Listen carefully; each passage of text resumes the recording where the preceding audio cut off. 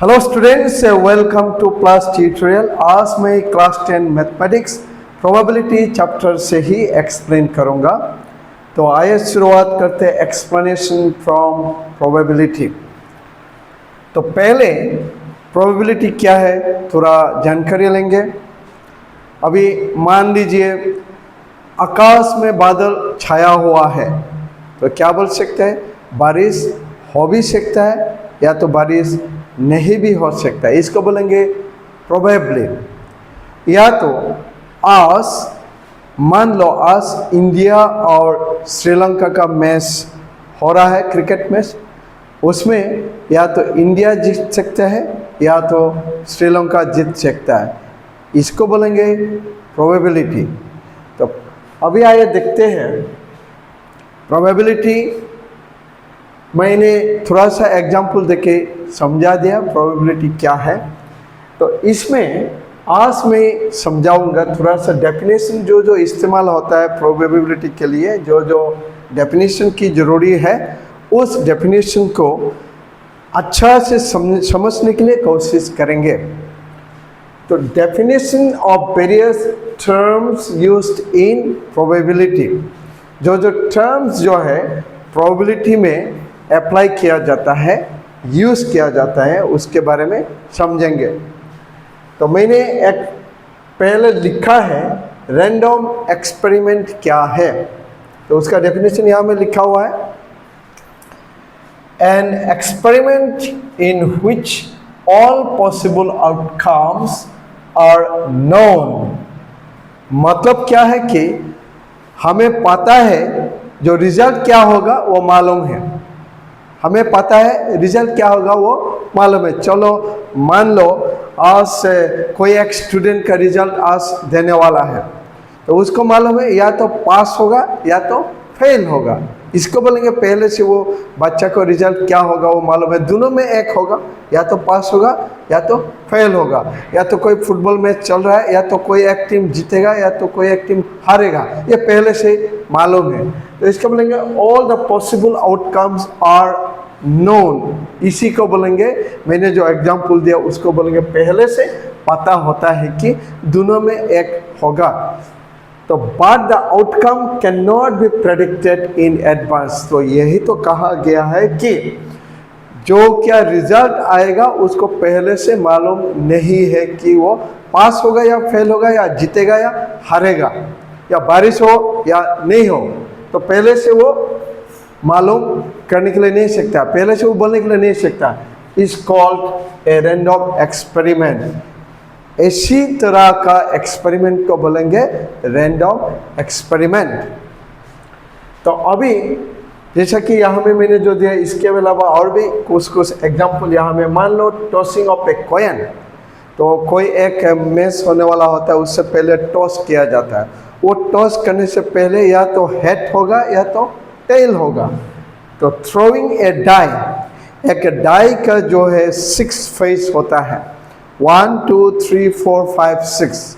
उस डाई को एक बार थ्रो करने से ये 1 to 6 का बीच में जैसा होने से भी एक ना एक तो फेस का नंबर आएगा, लेकिन उसको पहले से पता नहीं होता है कि क्या नंबर आएगा। जैसे कि drawing a card from a pack of well shuffled deck of 52 card, जो प्लेइंग कार्ड होता है वहाँ में 52 कार्ड होता है, उस 52 कार्ड में एक कार्ड को ड्रॉ करेगा तो क्या होगा, ऐसा वाला एग्जाम्पल को बोलेंगे रैंडम एक्सपेरिमेंट्स। जैसे कि मान लो मैं इस एग्जाम्पल को बोल देता हूँ, इसमें क्या है, सैम्पल स्पेस बोल के क्लास 9 में हम लोग पढ़ चुका है। We have already studied sample space in class 9। Class 9 में सैम्पल स्पेस क्या है वो जान चुका है। तो टॉसिंग ऑफ ए कॉइन, तो मालूम है कि tossing of a coin, tossing of a coin, तो मान लो एक कॉइन का 2 हिस्सा है, एक है हेड दूसरा है टेल। तो इसको सैम्पल स्पेस ऐसा लिखेंगे, मान लो इसका सैम्पल स्पेस हेड टेल, मतलब इन दोनों में से एक ना एक तो रिजल्ट होगा। अगर कॉइन को टच करेंगे तो दोनों में एक ना एक रिजल्ट होगा। लेकिन क्या होगा, वो पहले से can not be predicted in advance. लेकिन उसको मालूम है, पहले से मालूम है दोनों में से एक तो ही होगा।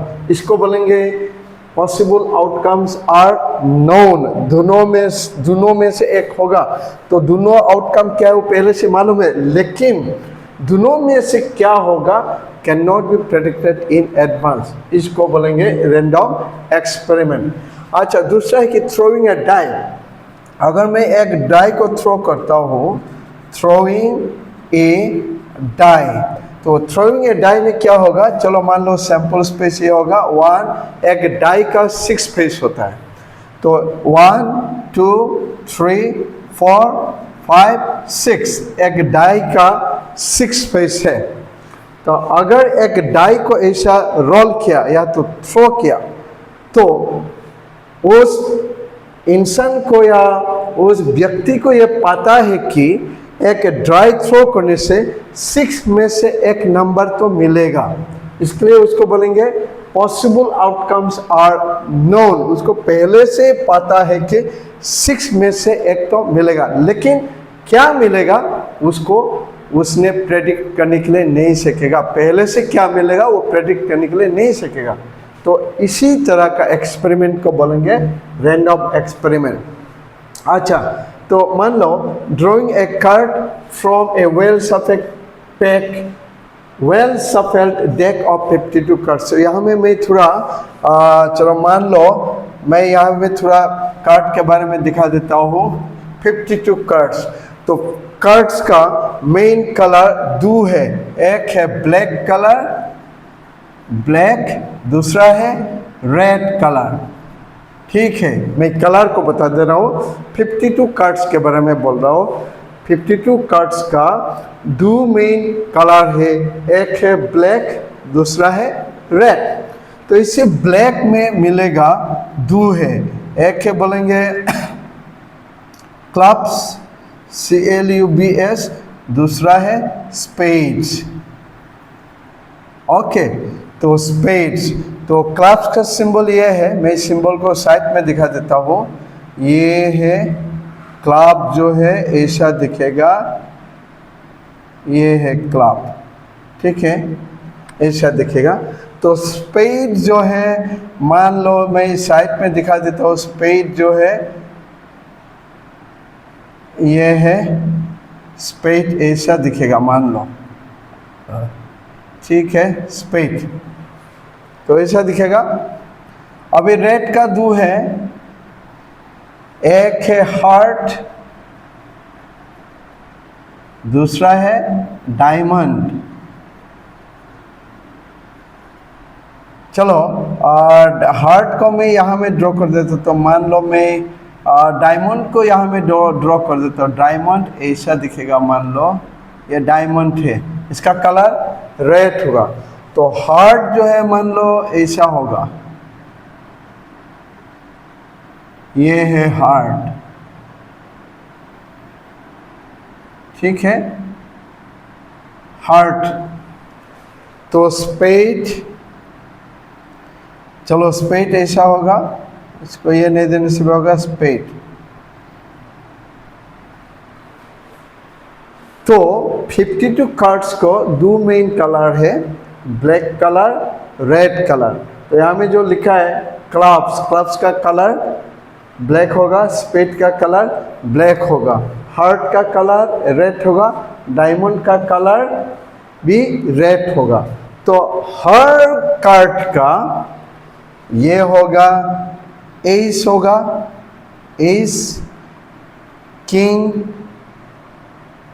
क्वीन, जैक, उसके बाद आएगा 10, 9,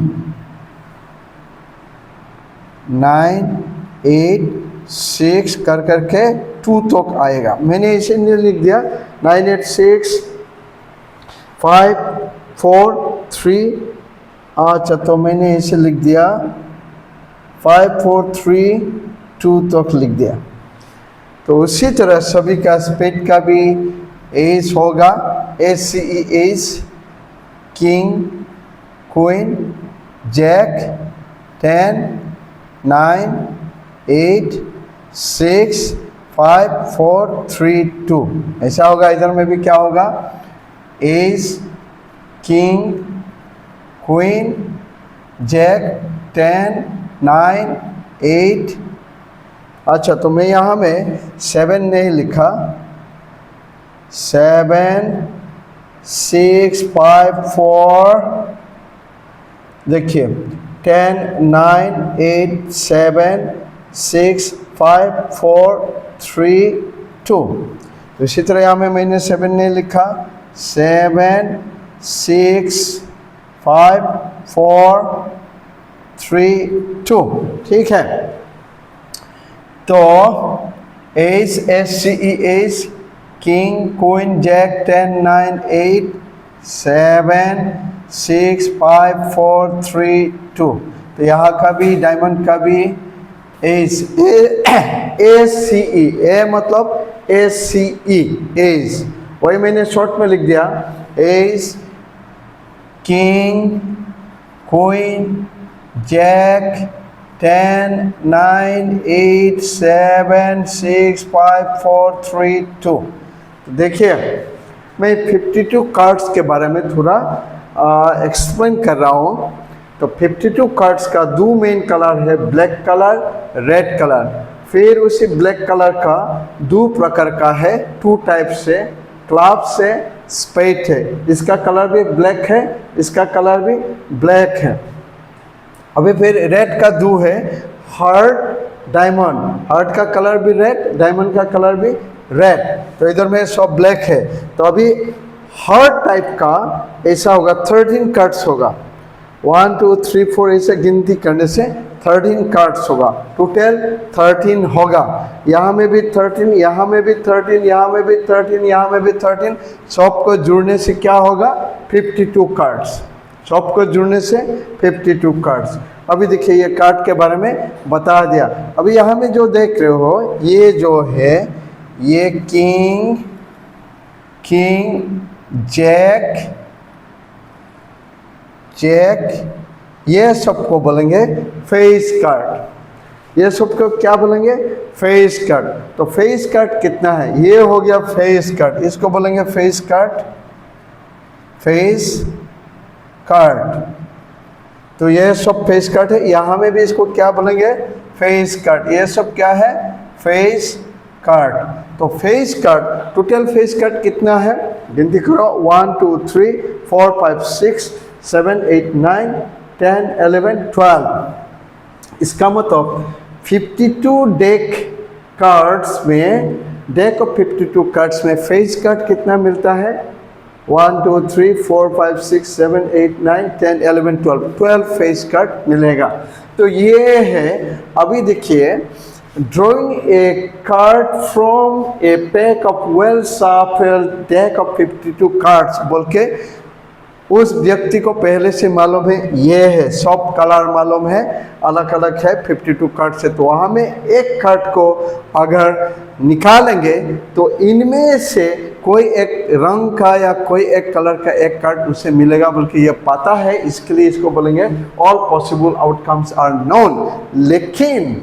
लेकिन कैन नॉट बी प्रेडिक्टेड, क्या मिलेगा वो पहले से बोलने के लिए नहीं सकता है। इसी तरह का एग्जाम्पल को बोलेंगे रैंडम एक्सपेरिमेंट। ठीक है, इसको एक बार देख लीजिए। ओके स्टूडेंट्स, अभी दूसरा डेफिनेशन को समझेंगे। दूसरा डेफिनेशन क्या है? इवेंट एंड एलिमेंट्री इवेंट्स और सिंपल इवेंट्स। यहाँ में मैंने ऑलरेडी लिखा हुआ है, उसको मैं थोड़ा पढ़ के समझा दूंगा। तो इवेंट क्या होता है? एन इवेंट, ई मतलब ई लेकर, कैपिटल लेटर ई लेकर इवेंट को इंडिकेट करेंगे। Is the collection of some और all the possible outcomes of a random experiment. मैंने पहले स्लाइड में रैंडम एक्सपेरिमेंट वो क्या है समझा दिया। इवेंट का मतलब क्या है? Collection of all outcomes, collection of all the possible outcomes. मान लो अगर मैं 2 कॉइन को टच करता हूँ, एक कॉइन को 2 बार टच करता हूँ, यहाँ में लिखा है 2 कॉइन्स, या 2 कॉइन का अगर मैं टॉस करता हूँ, या तो एक कॉइन को एक बार फिर और एक कॉइन को एक बार, या मतलब या तो एक कॉइन को 2 बार टॉस करो या तो 2 कॉइन्स को एक साथ में टॉस करो, एक बार लेके टॉस करो, ऐसा ऐसा होने से पॉसिबल आउटकम्स क्या होगा? तो ये है पॉसिबल आउटकम्स। अगर मैं 2 कॉइन्स को टॉस करूं या तो एक कॉइन को 2 बार टॉस करूं तो यह पॉसिबल आउटकम ऐसा ही होगा। ऐसा वाला कलेक्शन को, ऐसे ही कलेक्शन को बोलेंगे इवेंट। यहाँ में पॉसिबल आउटकम इनमें से होगा, इनमें से पॉसिबल आउटकम होगा, तो ऐसा कलेक्शन करके जो लिखेंगे उसको बोलेंगे इवेंट। ये सब इवेंट है, ये भी एक इवेंट है, ये भी है, ये भी है, ये भी है, सबको मिला के जो होगा उसको बोलेंगे इवेंट। अच्छा, तो अगर मैं देखिए मान लो let E be the event of, मतलब यहाँ में क्या है वो मालूम नहीं है, तो मैं एक event let E be the event of getting 1 head, तो यहाँ में एक इवेंट होगा जो हेड मिलेगा।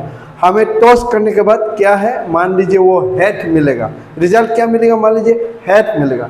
तो then E contains the outcomes, अगर हेड मिलने से क्या होगा, ई कंटेन्स द आउटकम, तो यहाँ में देखिए हेड ही मिलेगा, एक ही हेड मिलेगा, तो 2 वाला नहीं लेंगे, तो एक ही हेड क्या क्या दिखाई दे रहा है, ये दिखाई दे रहा है, ये दिखाई दे रहा है, तो ये सब पॉसिबल आउटकम है, ये सब पॉसिबल आउटकम्स है। अगर मैं let E contains the getting 1 head बोलो, तो गेटिंग 1 हेड कौन सा होना है, एक ही हेड, वो ये है और ये है, इसके लिए ये लिखेंगे। तो ये हो गया इवेंट के बारे में। अभी दूसरा क्या है, एलिमेंट्री इवेंट्स और सिंपल इवेंट्स। तो मैंने वो डेफिनेशन यहाँ में लिख दिया, an event which contains only one sample point is called an elementary event or simple event। तो इसको एग्जाम्पल का जरिए में मैंने दिखा दिया गया है, एक एग्जाम्पल दिया हुआ है यहाँ में। चलो मान लो एक 6 फेस्ड डाई को टॉस कीजिए, करने के बाद वहाँ में पॉसिबल आउटकम क्या क्या है, 1 2 3 4 5 6, क्योंकि एक डाई का 6 फेस है तो पॉसिबल आउटकम यही होगा 1 2 3 4 5 6। एक डाई का 6 फेस है तो उसको थ्रो करेंगे या तो रोल करेंगे तो उसका पॉसिबल आउटकम ये है। तो उनमें से अगर मैं एन इवेंट ग्रेटर देन 5 बोलूँ तो ग्रेटर देन 5 कितना है, एक ही है, सिर्फ 6 है, इसको बोलेंगे सिंपल इवेंट। वो मैंने यहाँ में लिख के दिखा दिया है। An event greater than 5 is a simple event, 6 is a simple event. Greater than 5 बोलने से क्या, सिर्फ एक ही है, तो इसको बोलेंगे सिंपल इवेंट। ठीक है, इसको देख लीजिए। ओके स्टूडेंट्स, यहाँ में अभी दूसरा डेफिनेशन देखेंगे। डेफिनेशन है कंपाउंड और कंपोजिट और मिक्स्ड इवेंट्स। यह है, इसका डेफिनेशन क्या है मैंने लिख दिया है। Events other than elementary events are called compound और कंपोजिट और मिक्स्ड इवेंट्स। एलिमेंट्री इवेंट्स को मैंने पहले स्लाइड में पढ़ा दिया, सिखा दिया, समझा दिया। तो ये कंपाउंड क्यों है, इसको एक एग्जाम्पल के जरिए देखते हैं। 2 coins आर टॉस साइमल्टेनियसली। अगर हम लोग 2 coin को टॉस करेंगे तो सैंपल स्पेस ये होगा HSHTTHTT, तो ये होगा। तो consider an event getting at least 1 head. मान लो यहाँ में एक तो 1 हेड वाला इवेंट मिलेगा, तो एटलीस्ट बोलने से क्या है, एटलीस्ट बोलने से 1 हेड से ज़्यादा वाला भी लेंगे।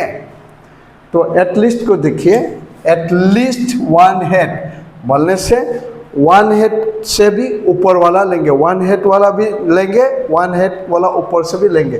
तो 1 हेड वाला ऊपर क्या है, ये भी लेंगे, ये भी लेंगे, ये भी लेंगे, ये नहीं लेंगे। तो कितना है वो यहाँ में दिखा गया है। This is a compound event, इसी को बोलेंगे कंपाउंड इवेंट। अभी दूसरा क्या है, इक्वली लाइकली इवेंट्स। अभी क्या है, 2 events are said to be equally likely if one of them cannot be expected to occur in preference to the other। Example, हम लोग जब एक कॉइन को टॉस करेंगे तो क्या है कि वो रिजल्ट हेड भी हो सकता है, टेल भी हो सकता है। इसी को बोलेंगे इक्वली लाइकली, हेड भी हो सकता है, टेल भी हो सकता है। उसी को यहाँ में लिखा हुआ है, when we toss a coin the occurrence of a head or tail is equally likely। मतलब कॉइन को जब टॉस करेंगे तो रिजल्ट हेड भी हो सकता है, टेल भी हो सकता है, 50-50 चांसेस है। इसको बोलेंगे इक्वली लाइकली इवेंट्स। ठीक है, इसको एक बार देख लीजिए। ओके स्टूडेंट्स, यहाँ में और 3 डेफिनेशन बाकी है। एक है sure event, impossible event, lastly complementary events. इन तीनों के बारे में मैंने ऑलरेडी यहाँ में लिख दिया है, इसको मैं समझा देता हूँ। An event whose probability is 1, कोई सा भी इवेंट में उसका रिजल्ट अगर 1 होता है तो उसको बोलेंगे श्योर इवेंट या सर्टेन इवेंट। अगर कोई सा भी प्रोबेबिलिटी का रिजल्ट 1 निकलता है उसको श्योर इवेंट, सर्टेन इवेंट बोलेंगे। एग्जाम्पल क्या है? In the experiment of rolling a die, if we define E to be an event of getting a number less than 7, तो मान लीजिए एक डाई का कितना फेस है? 6 फेस है। तो ये कहा गया है कि getting a number less than 7, less than 7 कितना है? एक फेस, डाई का फेस कितना है? 6 है। तो less than 7 मीन्स 6 होगा। तो इसके लिए क्या लिखा गया? Probability of getting a number less than 7 कितना होता है? 6 है। तो 6/6 इक्वल 1। तो अगर रिजल्ट 1 निकलता है तो इसको बोलेंगे श्योर इवेंट या तो सर्टेन इवेंट। दूसरा है इम्पॉसिबल इवेंट। कौन सा कंडीशन में इम्पॉसिबल बोलेंगे? An event whose probability is 0। अगर कोई सा भी प्रोबेबिलिटी का रिजल्ट 0 होता है तो उसको बोलेंगे इम्पॉसिबल इवेंट। तो एग्जाम्पल क्या है? In the experiment of rolling a die, if we define E to be an event of getting a number equal to 7। अभी देखिए ये तो पॉसिबल नहीं है, एक डाई में 6 फेस होता है और ये कहा गया है कि प्रोबेबिलिटी इक्वल टू 7 होना है, लेकिन डाई का फेस कितना है? 6 है। तो 6 से ज़्यादा तो नहीं होगा, तो यहाँ में जो इक्वल टू 7 मिलेगा बोला, इसके लिए इसको बोलेंगे इम्पॉसिबल इवेंट। तो example probability of getting a number equal to 7 कभी भी डाई में, डाई का 6 फेस होता है तो वहाँ में कभी भी 7 नहीं होता है, इसके लिए इसको 0 बोलेंगे। तो 0/6 इक्वल 0। Complementary events. अभी complementary events, let E be an event then the event E और नॉट ई।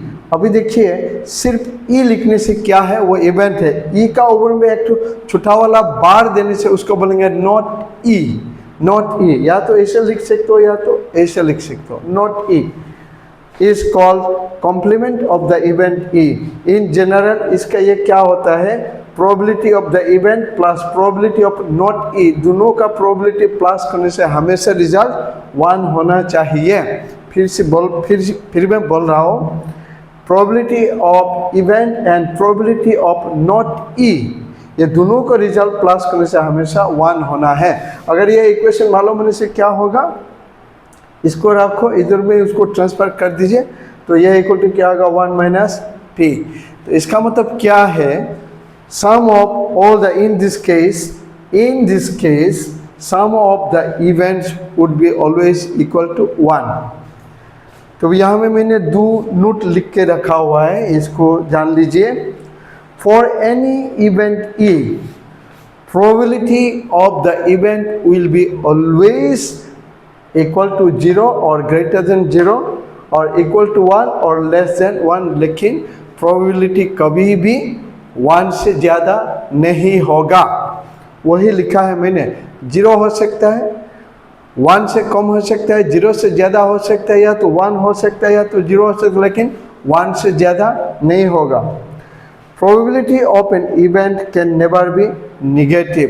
प्रोबेबिलिटी का जो रिजल्ट जो निकलेगा वो कभी भी निगेटिव नहीं निकलेगा। ठीक है, इसको एक बार देख लीजिए। ओके स्टूडेंट्स, अभी इससे पहले मैंने जितना डेफिनेशन है वो सब समझाने के लिए कोशिश किया। अभी आगे देखते हैं क्वेश्चन को कैसा सॉल्व करेंगे। तो आइए देखते हैं क्वेश्चन को सॉल्व करने के लिए। तो मैंने यहाँ में 2 क्वेश्चन लिखा है। तो पहले क्वेश्चन नंबर 1 को देखेंगे। Two coins are tossed simultaneously, दो coin को toss किया गया है.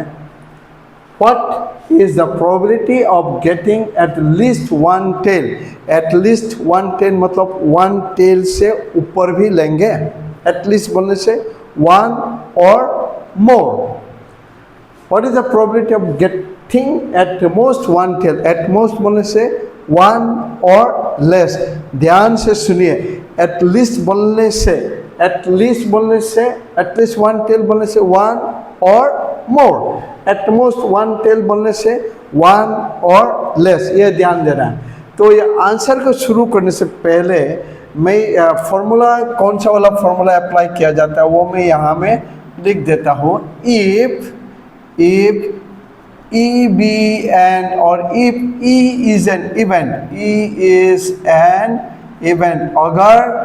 अगर E एक इवेंट होता है, if E is an event, then probability of E or probability of the event equal to, formula ये होगा number of outcomes favorable to E divided by total number of possible outcomes. यह है formula. इसी formula का ही apply करेंगे. If E is an event, मान लो इवेंट का नाम ई है, तो probability of the event equal to number of outcomes favourable to E मतलब event divided by total number of possible outcomes. ये तो सॉल्यूशन को देखते हैं. Okay, solution. तो अभी पहले हम लोग कोशिश करेंगे सैंपल स्पेस. तो पॉसिबल आउटकम्स आर, मैं इसको ऐसे लिख सकता हूँ, पॉसिबल आउटकम्स आर. तो मैं एक यहाँ में रफ लिखता हूँ. यहाँ में थोड़ा मान लो टू कॉइन्स बोला है, तो what is the total outcome? एक कॉइन का दो फेस होता है. एक कॉइन का दो फेस, टू कॉइन्स, एक का दो फेस है, तो दो का कितना होगा? यहाँ में देखिए एक कॉइन का दो फेस. अभी दो कॉइन का बोलने से मैं यहाँ में लिखूंगा टू, तो टू स्क्वायर इक्वल टू 4. कैसा करके कैलकुलेट करना है, पॉसिबल आउटकम कैसा करके कैलकुलेट करना है वो दिखा रहा हूँ. टोटल कितना निकलेगा? 4. एक कॉइन का दो फेस है, दो कॉइन का ये है. एक कॉइन बोलने से 2 पावर 1 और दो कॉइन बोलने से यहाँ में क्या लिखूंगा? 2 लिखूंगा. तो वही मैंने यहाँ में दिखाने के लिए कोशिश किया. 2 स्क्वायर इक्वल 4. पॉसिबल आउटकम 4 होना चाहिए. तो उसको क्या करेंगे? उसको रोटेट करेंगे. एक कॉइन थ्रो होने से क्या मिलता है? HT मिलता है. एक कॉइन का सैंपल स्पेस क्या है? हेड या तो टेल. एक कॉइन का सैंपल स्पेस हेड या तो टेल. अभी इसको रोटेट करेंगे 2 बार 4 बार, तो सैंपल स्पेस क्या होगा? H लिखो. फिर इसके बाद T को रोटेट कराओ. फिर इसको मैं ऐसा लिख सकता हूँ. इसके बाद लास्ट में TT. ठीक है, ये हो गया पॉसिबल आउटकम अगर 2 कॉइन्स आर टॉस. तो यहाँ में टोटल आउटकम कितना है?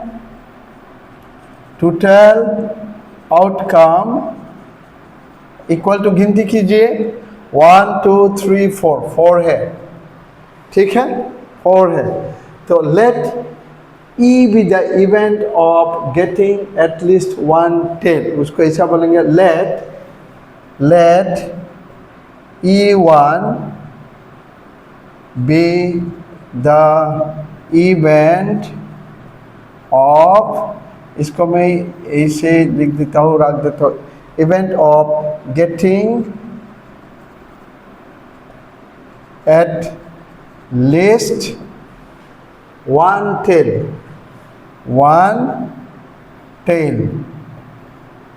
So at least one tail.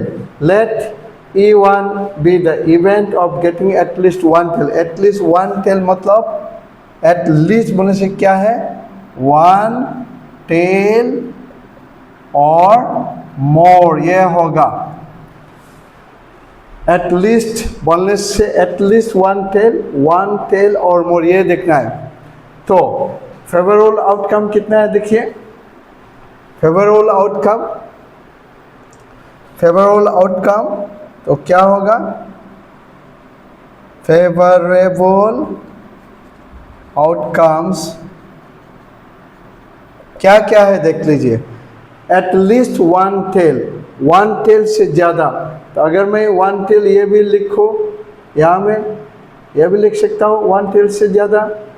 One tell इसको नहीं लेंगे, ठीक है। वन टेल और मोर, तो यहाँ में टेल नहीं है तो इसको नहीं लेंगे, यहाँ में टेल है तो इसको लेंगे HT, ठीक है। इसको लेंगे TH, ठीक है। इसको लेंगे वन टेल और मोर, इसको लेंगे TT, ठीक है। तो इसको क्या बोलेंगे, number of outcomes favourable to E, number of outcomes favourable to E, शॉर्ट में लिखते हैं number of outcomes favourable to, मैंने E1 लिया है, E1 इक्वल टू, गिनती कीजिए 1 2 3, 3 होगा, ओके, ठीक है। देयरफॉर प्रोबेबिलिटी ऑफ E1 मतलब क्या है, getting at least one tail, ये बोला। Probability of E1 equal to, direct इसको नहीं लिख के सिर्फ इसको ही देखना है, number of outcome favourable to E मतलब यहाँ में मैंने E1 लिखा तो इसका क्या है 3 लिखेंगे। नीचे में क्या है, total number of possible outcome, total outcome कितना है 4, ये हो गया आंसर। देयरफॉर रिक्वायर्ड प्रोबेबिलिटी, तो मैं इसको लिख सकता हूँ देयरफॉर रिक्वायर्ड, शॉर्टकट में required probability equal to 3/4। Required मतलब क्वेश्चन में जो दिया गया है 3/4। तो अभी आंसर खत्म नहीं हुआ, ये हो गया what is the probability of getting at least one tail. अभी what is the probability of getting at most one tail, तो उसका मैं कंटिन्यूएशन यहाँ में करा देता हूँ, इसका मैं कंटिन्यूएशन यहाँ में करा देता हूँ। इसी का what is the probability of getting at most one tail, तो इसको भी नाम देंगे। यहाँ में E1 लिखा तो मैं यहाँ में E2 लिखूंगा, late E2 be the, late इसका इसी का कंटिन्यूएशन यहाँ में कर रहा हूँ, late E2 be the event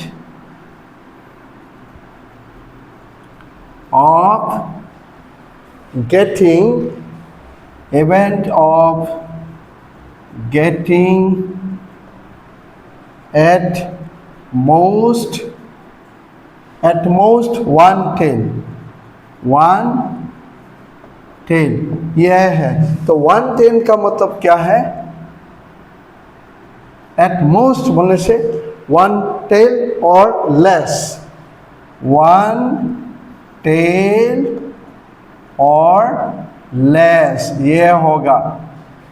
at least में क्या है, एट लिस्ट में क्या लिखा, वन टेल और मोर, इसको ध्यान देना है। एट मोस्ट बोलने से क्या है, वन टेल और लेस, इसका ऊपर ध्यान देना है।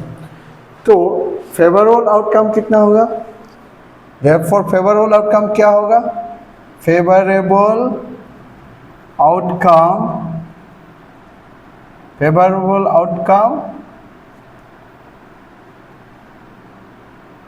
क्या क्या है देखिए, वन टेल और लेस मतलब 0, तो वन टेल और लेस क्या क्या लेंगे, यहाँ में ओरिजिनल यह है वन टेल लेस, वन से लेस ये भी लेंगे, इसको नहीं लेंगे।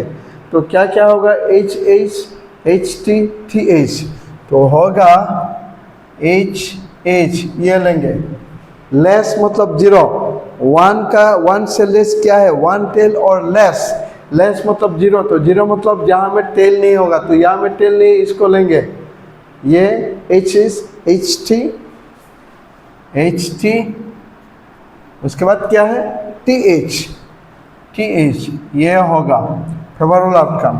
तो number of outcomes favourable to E2, number of outcomes favourable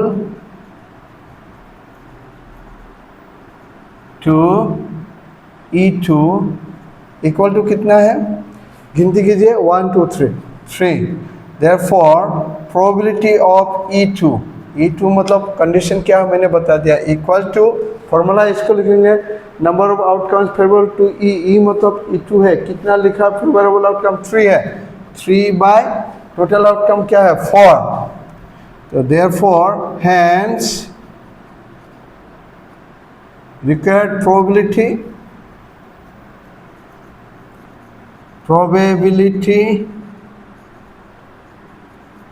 equal 3/4, ये है। तो ठीक है, इसको एक बार देख लीजिए। ओके ठीक है स्टूडेंट, अभी इसको मिटा के नंबर 2 में जाएंगे। ठीक है स्टूडेंट्स, अभी मैं क्वेश्चन नंबर 2 को सॉल्व कर दूंगा। A card is drawn at random from a well shuffled deck of 52 cards. Find the probability of getting a queen, a diamond, a king or an ace, a red ace, a face card. ठीक है, तो यहाँ में यह question को मैं solve करूँगा। इससे पहले मैं कुछ यहाँ में रात में समझा दूंगा। कार्ड 52 कार्ड्स है, तो उसमें क्या है, ब्लैक है, 2 कलर है, पहले भी मैंने एक्सप्लेन किया, और रेड है, 2 कलर है। तो ब्लैक का क्या है, यहाँ में क्लब्स होगा, उसके बाद स्पेड्स होगा, उसके बाद हार्ट एंड डायमंड, ये रेड कलर का है डायमंड। तो मैं समझाने के लिए लिखूंगा, इसका भी क्या होगा, एस, किंग, क्वीन, जैक, उसके बाद क्या होगा 10 9 8 7 6 5 4 3 2, इतना ही है। ठीक है, तो यहाँ में भी A, K, Q, J, 10 9 8 7 6 5 4 3 2, 13 cards होगा, 1 2 3 4 5 6 7 8 9 10 11 12 13। तो यहाँ में भी वैसा ही होगा, A, K, Q, J, 10 9 8 7 6 5 4 3 2। यहाँ में भी A, K, Q, J, 10 9 8 7 6 5 4 3 2, 13 होगा टोटल। ये मैं इसे समझाने के लिए राफ लिख रहा हूँ। टोटल यह होगा, 2 कलर है, ब्लैक रेड, ब्लैक में क्लब से स्पेट है, इसका 13 कलर, 13 कार्ड, टोटल 52 कार्ड है। अभी देखिए सॉल्यूशन, क्वेश्चन नंबर 2 का सॉल्यूशन यहाँ में है। तो पहले what is the possible outcome, A diamond, A queen, इसके बारे में करेंगे। Find the probability getting a queen. तो क्वीन कितना है, 1 2 3 4। मैंने इससे पहला वाला क्वेश्चन में फॉर्मूला लिख दिया था, probability of an event equal to number of outcome favorable to the event divided by total number of outcome। अभी वो सब नहीं लिख के डायरेक्ट लिखेंगे। तो probability of getting a queen ऐसे लिख देते हैं। रोमन नंबर 1 का probability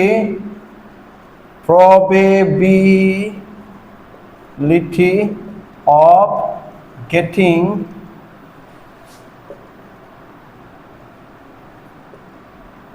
ए क्वीन, तो इक्वल टू क्या है, नंबर ऑफ आउटकम फेवरेबल, और फेवरेबल आउटकम मतलब क्वीन के बारे में पूछा है, तो क्वीन कितना है 1 2 3 4, तो 4 क्वीन लिखेंगे, डिवाइडेड बाय टोटल आउटकम कितना है, टोटल कितना कार्ड है 52, ये है 52। तो इसको रिड्यूस करेंगे, रिड्यूस 2 2 4, कितना है 26। और भी रिड्यूस कर सकता है, 2 1 2, 13, तो 1/13। ठीक है, समझा दिया। अभी रोमन नंबर 2 में क्या है, probability of getting a diamond, probability of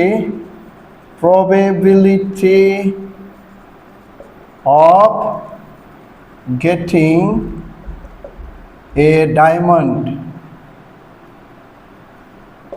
equal to direct लिख सकता हूँ, डायमंड कितना है, probability of getting a diamond. तो डायमंड का कलर के बारे में नहीं पूछा, डायमंड यहाँ में है, कितना है गेटिंग ए डायमंड, 13 है। यहाँ में टोटल कितना कार्ड है, 13 कार्ड्स है। तो डायमंड कितना है 13, फेवरेबल आउटकम 13, टोटल आउटकम 52। तो क्या हो गया 1/4, ये होगा 1/4, रिड्यूस करने से 1/4 होगा। अभी रोमन नंबर 3 क्या है, probability of getting a king और an S,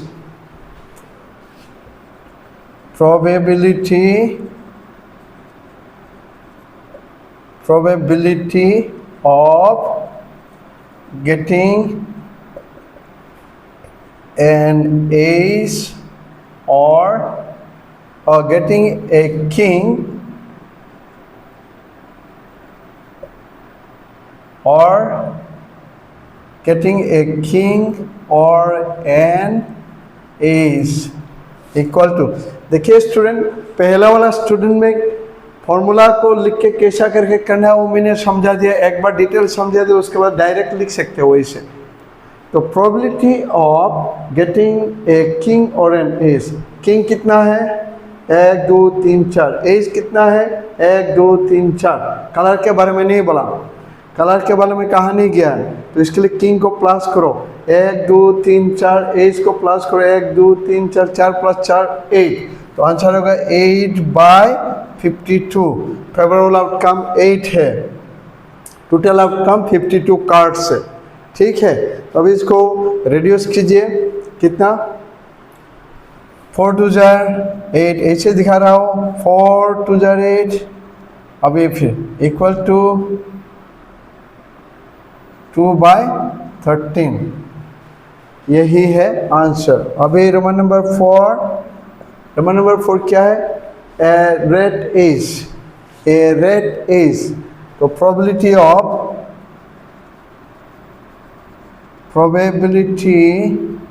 of getting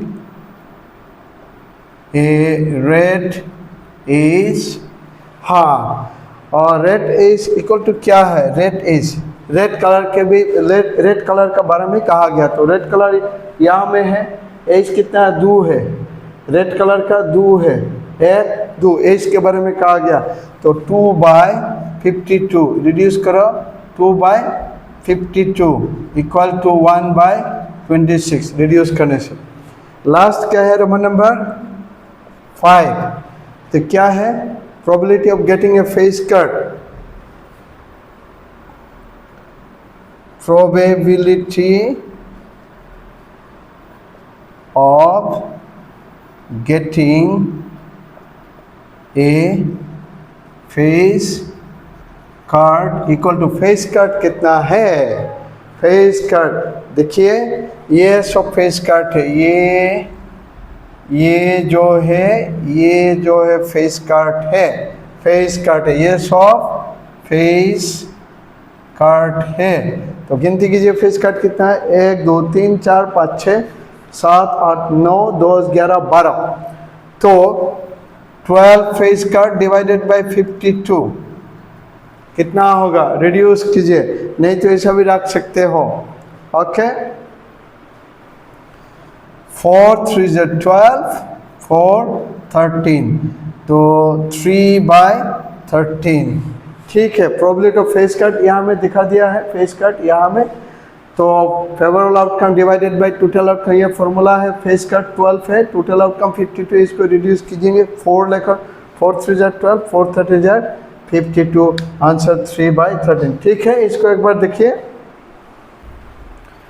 okay students, आज मैं क्लास 10 मैथमेटिक्स प्रोबेबिलिटी के जितना बेसिक टर्म्स या डेफिनेशन है वो सब एक्सप्लेन करा दिया। साथ में मैंने एग्जाम्पल के लिए 2 क्वेश्चन को सॉल्व करके दिखा दिया। आज के लिए इतना ही।